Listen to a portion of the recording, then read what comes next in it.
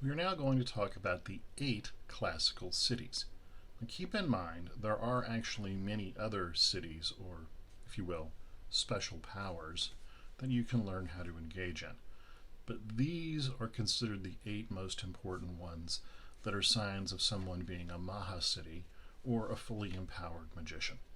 Okay, the first of these is known as Anima. This is the ability to make your body very small, some would say, the size of an atom. Now, using the 60 Skills curriculum, or Initiation to Hermetics by Franz Barden, the primary exercise for this is known as the 0-point exercise. In this exercise, you project deeply down into yourself utilizing the solar plexus. The basic exercise involves going down, down, down, and getting smaller and smaller and smaller. This tightens or compacts your consciousness to such a way that you are allowed and able to project out into things in a way where if your consciousness was too big, you simply wouldn't be able to do. Next, we have Mahima. Now, this involves making your consciousness so big, or your body so big, that you can fill the entire universe. Typically, this involves a combination of mental energy and the releasing exercises. An example of this in application is the example of the Buddha and the Bodhi tree, where he projected his consciousness into the tree, and this ended up expanding his consciousness through the limbs and the branches and the leaves of the tree to the point where it became very large. Typically, this is used for more enlightenment related things, or things like mental wandering, or what some would call astral travel. Next, we have Laghima, or the ability to make the body very light. This is generally an application of Kabbalah, or letter magic, or working with the elements. By generating a lot of air energy within the body, this light blue floating force, the body gets lighter. At a physical level, this can result in greatly increased endurance and the ability to cross large and long distances without being tired. When applied mentally, it greatly enhances things like creativity, intellect, and, interestingly enough, memorization. Practically speaking, people get a little smarter when they do this. Next, we have Garima. Now, Garima is the ability to make the body very dense and very heavy. Much like its opposite involving air element, this involves earth element. This light brown, dark gold kind of colored heavy energy. Now, this does a lot of things, but there are a lot of applications involving medicine, such as suppressing certain kinds of illnesses, or martially, the ability to hit things very hard. Now, there are other applications for this as well that involve condensing things into form, but that's a bit of a discussion that's outside this. Okay, next we have Prapati, which is the ability to realize all of your desires. The specific technique utilized for this involves active visualization and the condensation of energy. The specific technique is known as vaulting, where you strongly, in some cases explosively, project this vision you have or desire that you want to create in the universe out of you. It explodes into the universe, and then as you let it go, the energy will rebound into the physical, creating the conditions for what you want to happen. Generally, this is a bit of a long-term process, but it can manifest very quickly depending upon how much supporting work you've done in the here and now. The example I like to use is one in business. If you want to be a billionaire and you've done no work previously, but you are in fact willing to do the work, you can probably become one, but it's going to take a long time. On the other hand, if you already have an operating business and you use vaulting to increase your success within that business, because you already have a mechanism of expression, things tend to happen quite a bit faster. Next, we have Prakamya, or the ability to be anywhere or project your consciousness anywhere. While at an ultimate level, this could involve something like teleportation. On a more common basis, what this involves is what we call mental wandering, or sometimes astral travel. It's the ability to project your consciousness to other places. Now, depending upon your level of clairvoyance and clairsentience and clairaudience that you have developed, you can get a lot of very specific information on this. Things like remote viewing are applications of this kind of thing, and there's enough information out there on these kinds of things that I won't elaborate a whole lot more. Okay, next we have Isitva, or mastery and control of the elements.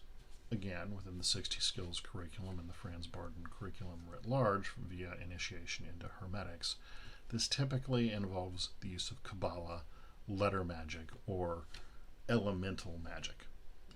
In this case, typically what you're talking about are the elements of fire, air, water, and earth. Some would argue Akasha, or the power of the void, is a fifth element. And again, that's a bit of a discussion, and we've talked about that a lot on the 60 Skills channel. But at a base level, mastering the elements can make your body lighter, heavier, can cool you off, it can heat you up, it can make you denser, it can make you more resistant, it can allow you to enter a state of equilibrium, and engage in a variety of athletic feats that normally you wouldn't be able to pull off. So, for example, if you want to run faster, fire element is a way to do this. If you want to melt the snow around you because it's cold, fire element would be another example. On the other hand, if you want to run a long distance, something like invoking air element and being able to control that will make your body lighter and allow you to do that. There are also other applications for things like water and earth, but again, we could discuss this for quite some time, so I'll move on to the next. Finally, we have Vasitva, or the ability to influence anyone. Generally speaking, this involves the use of the ball above head method. Essentially, a practitioner projects their consciousness of a desire or something they want to happen with another person into that space above their head, and they have the ability to influence them. There are other steps involved with this, but of course, as per usual, you need to be aware of the element of free will and how intentionally manipulating people generally isn't such a good idea. There are other ways of doing this, utilizing either the electric line of force or the magnetic line of force. A common example of this is if you are a salesman on a showroom floor. If you powerfully engage the magnetic line of force, it will draw people to you.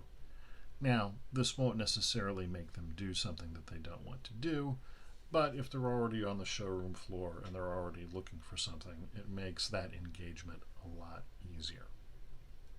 Now, as I mentioned earlier in this discussion, there are a lot of siddhis out there that you can have involving things like clairvoyance and clairaudience and so on and so on and so on. There are many of these. But the 8 described here are the classical ones that people talk about. Now, as a practical matter, how long would it take to generate some of these abilities? Well, first of all, you need to keep in mind the role of your physical constitution, your karma, and who you are. The simple fact of the matter is, people will be better at certain things and worse at certain things simply based off of who they are. This is normal. Everyone knows that young man who can leap 36 inches or 1 meter straight up from a standstill. He didn't do anything to earn this. He was just born with the right genetics. In many ways, this mirrors the development of the siddhis. Now, that said, anyone with enough time and enough effort can learn to generate these 8 siddhis to one degree or another, and therefore be a Mahasiddhi. In the 60 Skills curriculum, it is very common for people to do this within 12 to 18 months of practicing 2 to 4 hours a day. Some people can get there a little faster. Others, like myself, it took a little longer. Again, it just depends upon who you are and your prior training.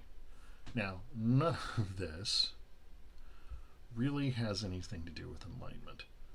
The siddhis, unless you intentionally practice to develop them, and contrary to popular belief, there's nothing wrong with that, are generally side effects of the enlightenment process. Which you choose to engage in first, and which is more important to you, is a personal matter.